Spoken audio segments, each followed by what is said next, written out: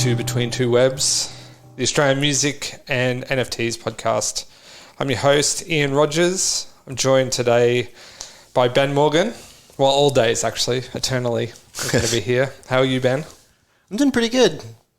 Hot day in Melbourne. It is pretty warm today. We're recording this in late February, so it is a bit warm. I thought maybe we'd introduce ourselves to kick things off.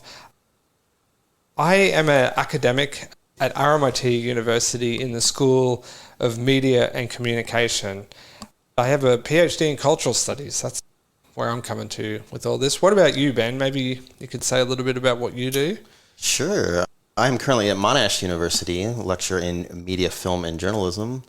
But my background is also technically media communications. I did research on the music business and streaming. And I have some economics and philosophy in my earlier academic track.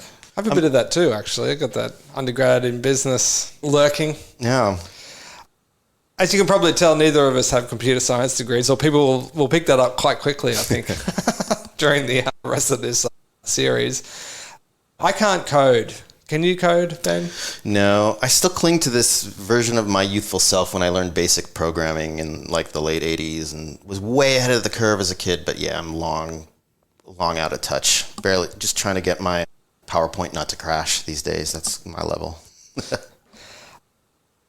Nonetheless, we both have a bit of experience studying and working in the music industry in different sort of capacities. As people can probably tell from your voice, your experience would have been gained more so in the US. Is that correct? Yeah. So I did grow up in Portland, Oregon, but went to uni in Philadelphia and lived there for most of my adult life. And that's where I played in bands. So like you, I also had the love of playing music, but trying to figure out, can I do this for a living? Can we make money? So I had that going on, but my jobs after college were in the business. I was working for record labels. I was booking concerts, live music venues. So I've always had a professional day job, sort of music business background. And when did you come over? I know you've done a few little things in between, but when did you stop all that? I think by about, 94 was when I got my first job, East West Atlantic, which became Elektra Records within a few months, mergers there. So yeah, I started with the Time Warner empire there and did concert booking a long time, but so from 94 to 2010 is my music business career attempt, I would say. It was an attempt. Yeah. My own CV is a bit more sedate, I think, a lot more actually. It's very much the other end of town. I was in an indie rock band in Brisbane called Iron On, and I was in a doom metal band called No Anchor that had 2 bass players. I don't know if I was the first or second bass player. Sometimes we switched around. And I've been kicking around sort of various DIY spots for a couple of years as well, like self-releasing records and booking my own tour. But as you would know, you have to have a day job. If that's going to be your life, if you're going to purposefully steer your creative practice away from the machine, you need to have a day gig, and that's how I ended up in academia, working in an office. So that's us, essentially. I thought we'd talk a little bit about what we're doing here, like what the broader project is. In 2022, we were awarded a grant by the Australia Council for the Arts to do some research. And my grant in particular is called the Digital Futures Initiative, and it's funded by APRA and AMCOS. So big shout out to OSCO and APRA AMCOS for the money. And as you might expect from the title of this podcast, it's all about Australian musicians and Web3, specifically how Australian musicians conceive of and deal with NFTs, which back in 2022 was a huge media story. Do you remember this? Yeah. I'd been hearing about NFTs for a little bit before that, but there seemed to be an explosion at the end of 2021 into 2022. And every day there'd be some news story either hyping it to death or saying it was going to be the end of the world for creative people. Yeah, it was a big moment. And I think that OSCO and APRA were, like everyone else, wondering what does it all mean for Australia. So in today's episode, we're going to set up the basics of our research topic. We're going to talk about what Web3 is and what an NFT is, both from our research, and we'll also be hearing from a few Australian musicians about how much or little they understand about the space.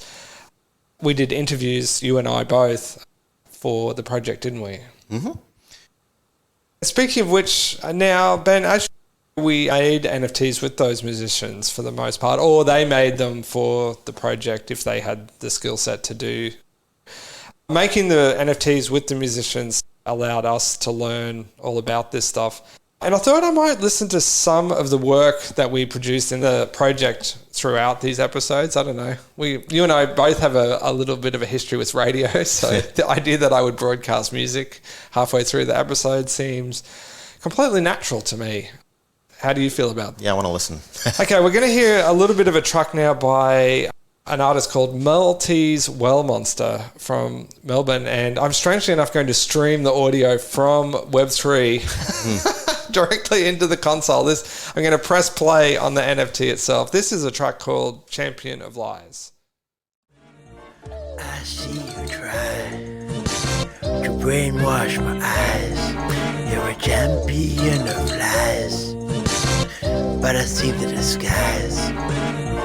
I see you try to brainwash my eyes.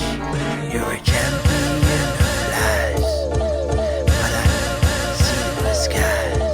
Utterly oblivious, insidious fake mistakes. Take that pull up on the whole of a culture and it gyrates onto their faces in the basis of the hate game. Arguing from the privilege when you never felt the racial chain. Sons and daughters barking orders, so then they exoticize, thinking that will atone for their sins. They hypothesize on their what? Guilt, built condescending, then ascending to the top of the black movement. Then the narrative is ending. Progressive social change, rearranged with Eurocentric holes. The Maltese well, once I get there's weapons to fight the trolls who look at facts of racism and twist them to reflect them. Passionate believers against deceivers, and we're bound to win.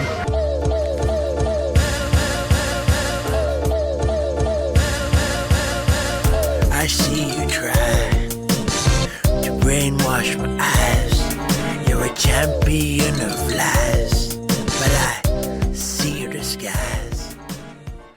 Ben, you interviewed Maltese Well Monster, didn't you? What was he like?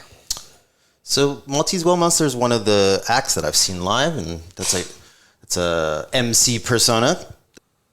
This rapper is also in Cursive Dialect, a bigger collective, and this is a solo project. I'd say the Maltese Well Monster is a good example of being curious about the space, and when I approached him about being involved, he took the initiative to do some more looking into what it meant and educated himself on some basics, and is a really good example of sort of what you're able to find out about the space when you go to YouTube or use Google to try to find some articles. So very general level of just getting started with what is all this. So he's able to describe it in very general terms, which I think is pretty average, right? Yeah, that's one of the surprising findings that we'll probably come back to a number of times during the series, is that the musicians had a pretty good grasp of this stuff conceptually. But yeah, no spoilers. I feel like I'm just about to get into that. Okay, great.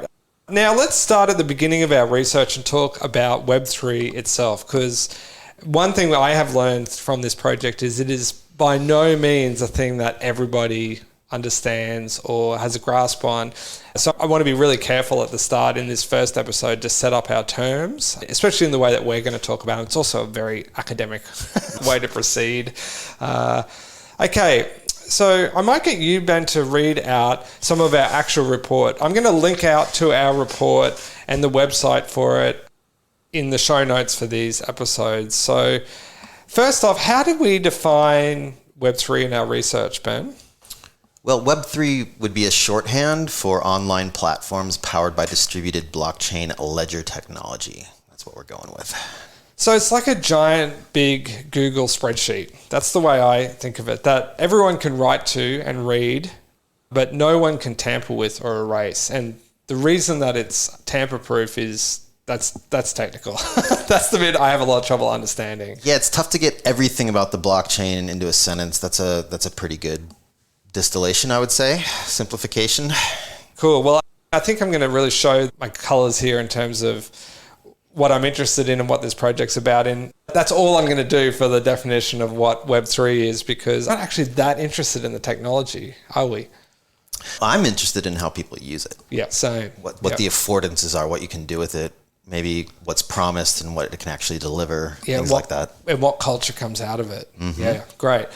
So let's talk then about our definition of what an NFT is and how it all fits into Web3. Yeah, what about that? What was our definition in the report, Ben? Well, I get asked what's an NFT a lot, and the acronym stands for non-fungible token. It's simply, okay, we're done. Oh, we're done. Yeah. Let's see. Effectively, it's a ledger entry on a blockchain database inferring ownership.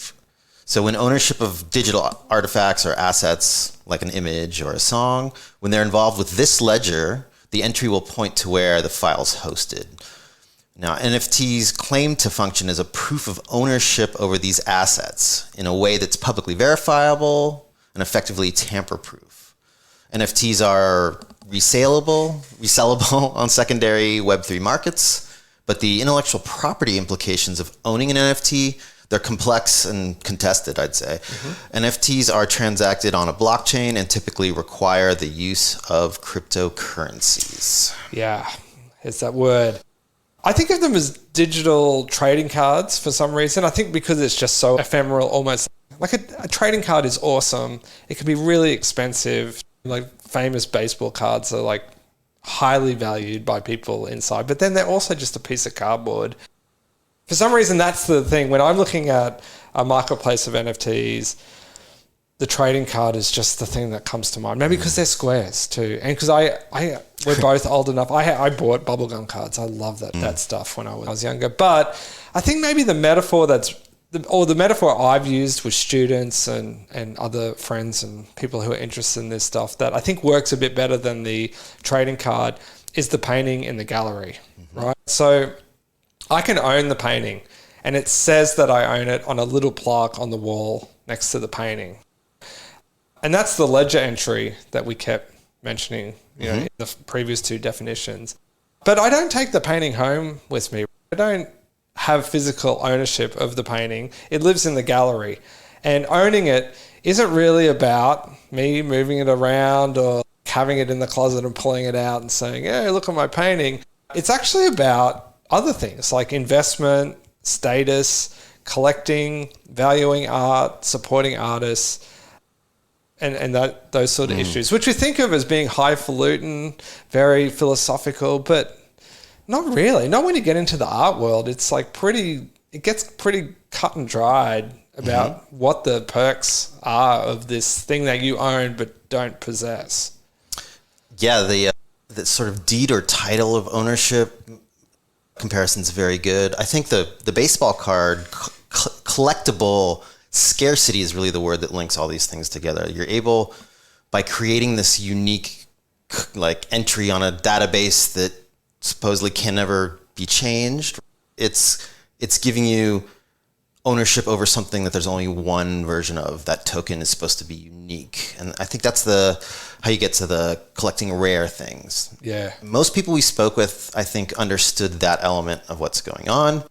I think the part that was interesting for me is that's the beginning, but there's a lot. People are able to write contracts that execute and do things also. So there's more doors being explored that may open to other interesting things to do. But yeah, to keep it simple for now, right? The idea that you can collect something digital, whereas in the past, a digital copy is so easy to copy. There's no real way to prove that you made it, or now there is supposedly. You can say this was made by this wallet, which sometimes you know who it is, sometimes you don't. That's an interesting version of transparency there, right? Yeah, anonymous, perhaps. I think I'm starting to get deep already, and let's just wheel it back to the first thing is there's a digital object that only one wallet can control at a time, right?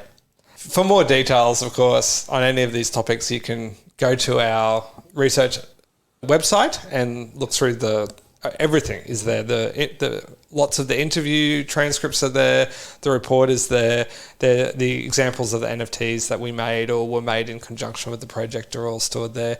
I wanted to, just completely forgot, we should give a shout out to Dave Carter in Massey University, Wellington. I was thinking about him because he is the member of our team who's silent in this podcast, but when he's listening to this later, we'll be just pulling holes in all of it. He's kind of the team pessimist and cynic. But he's also an incredible editor.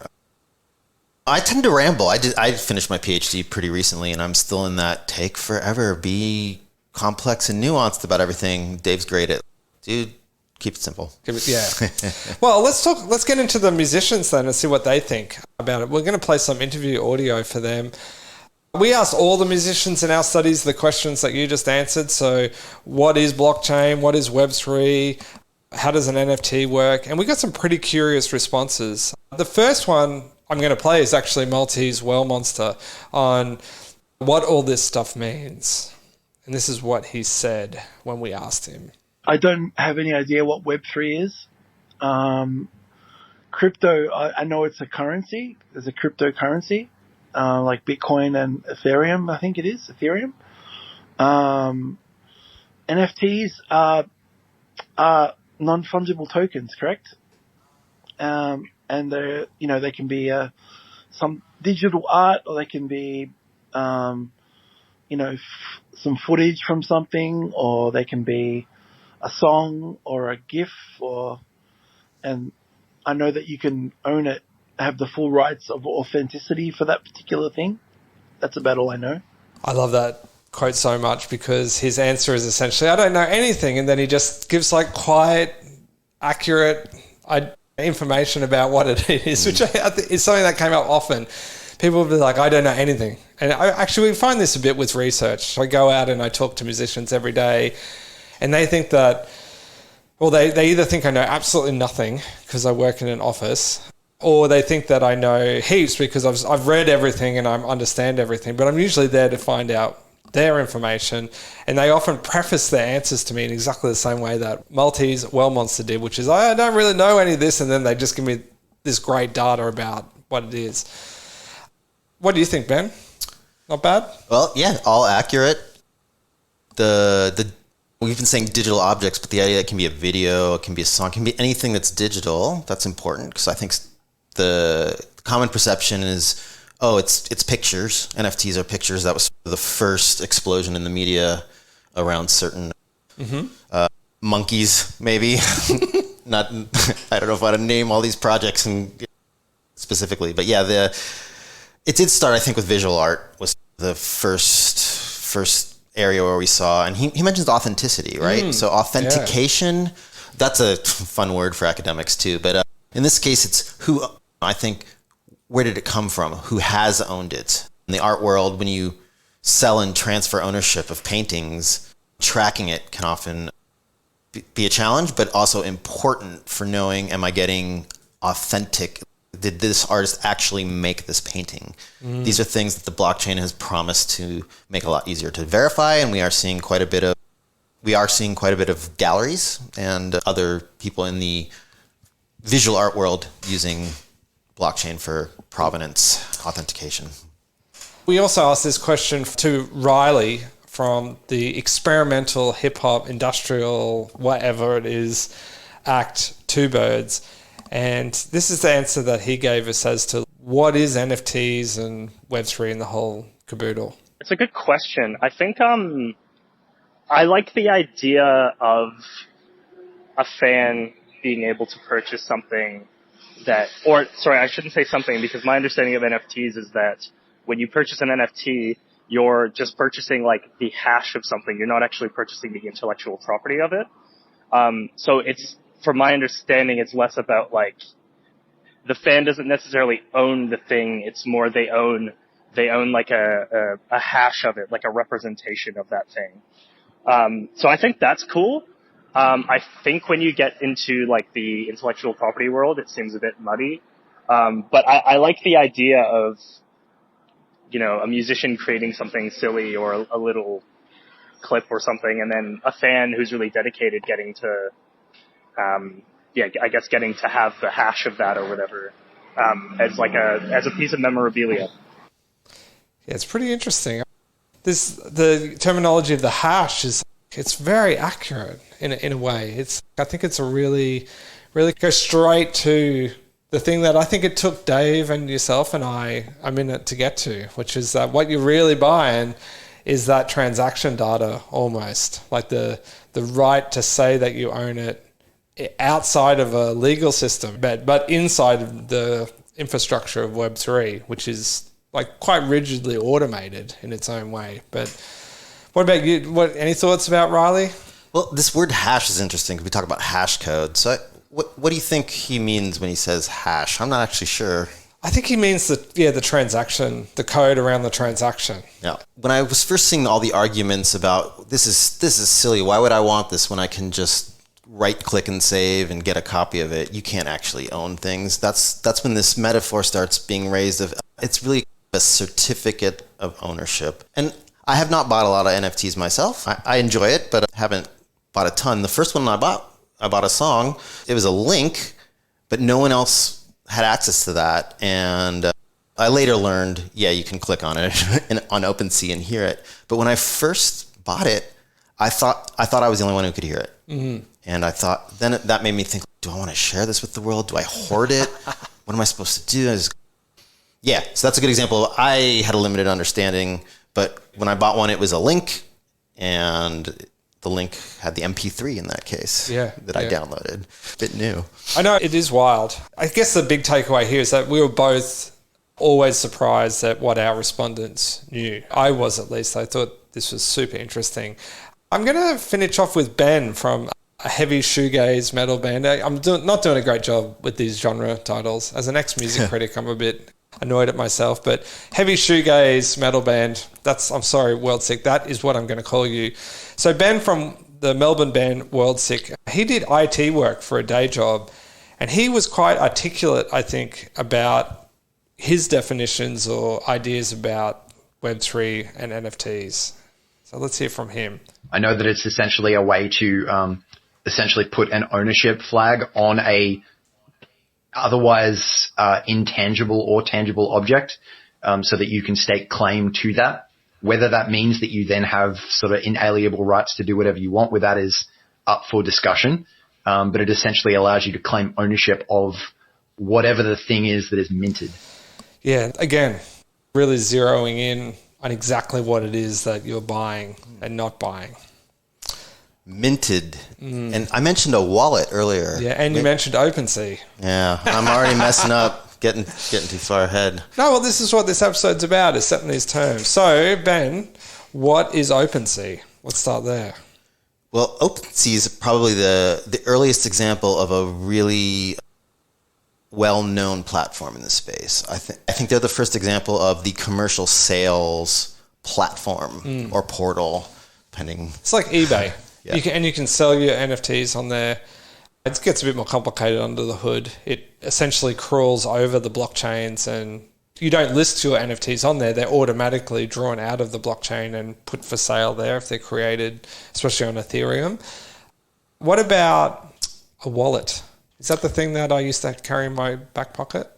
Yeah. Well, I know there's weird things where you can buy a hardware wallet. That's true. But to not confuse people, a wallet is essentially what you set up when you want to get started, when you want to buy some cryptocurrency, so then you can buy an NFT. It's a digital application of some sort that stores your cryptocurrency, and you take your digital wallet to the digital marketplace and buy a digital thing with it. Yeah, so it's the way that you interact with the blockchain is through that, but it's also, I've heard it called an address. I think that's important too. It's writing onto these blockchains. This is a new address that's controlled by one person, and you don't have to really put information in there that gives away who you are. It might be just a code, series of numbers. When I set mine up, one of the first things I did is I bought a little link to benmorgan.eth so that I was deciding I'm not going to be anonymous. I'm going to put my real name here. I felt like I wanted to do that for some reason. I don't know. There's a lot of pseudonyms and a lot of playing around with identity that goes on. But yeah, your wallet is how you transact with the money, sure, but it's also essentially you. Yeah, it's where it's your identity. It's where your NFTs live. Yep. Or can live. Yep. Great. Look, I think a lot of people understand the concepts underpinning Web3. That's the takeaway. Like even these musicians that are in rock bands or like things that I often think of as slightly adjacent to Web3. Web3's got a bigger take up in electronic music forms where I think there's just a bit of a crossover between the technical knowledge required to make banging EDM music and getting interested in Web3. Also, I know there's a big crossover between gaming and Web3 and EDM as well. So that constellation makes a bit more sense than maybe this rock band would know something about Web3. But most of the people we spoke to had some sort of understanding about what Web3 was, what an NFT was, and some sense of how a blockchain actually functions. But what was a lot less sure is the question of what does it all mean? What's it doing for culture? Where is this taking us? These sort of concepts. And that is what we're going to talk about in the coming episodes, especially in the next episode. That's it for today. Thanks for coming, Ben. Well, thanks for having me, and then looking forward to seeing you next time. Cool. Okay, let's go out with a track from Worldsick. This is their NFT that they have associated with our project. It's for a track called Aquatic Content.